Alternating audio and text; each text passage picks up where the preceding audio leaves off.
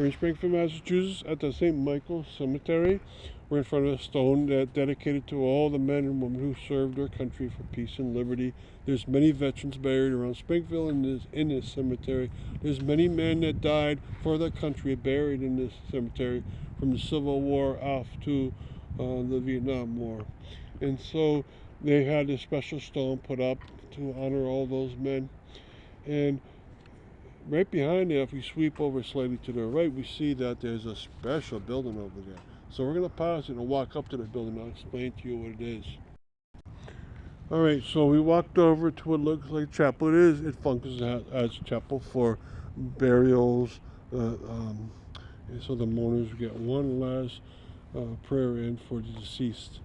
But alongside of it, you notice bronze plaques all over the sides of the buildings. They're not only on this side, but on the other three sides. And what you're looking at, if it's a very, very large section, what you're looking at is a place for an above ground burial. This is Mausoleum.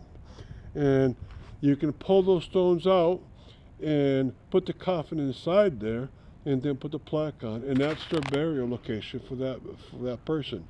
It's a really nice system to have. It's equivalent of a mausoleum. Now, next to the doors, you see smaller panels, and they're smaller not only by square inches on the front, they're also smaller in depth.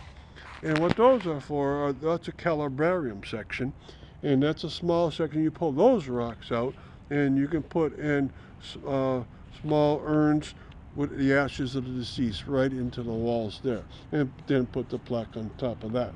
So this whole side of the building and all the other three sides are going to have such a section. It's a great concept, and you can see, maybe you can't, but there's a lot of glare, but you can see right inside. It also goes on inside too. You can see plaques inside of there.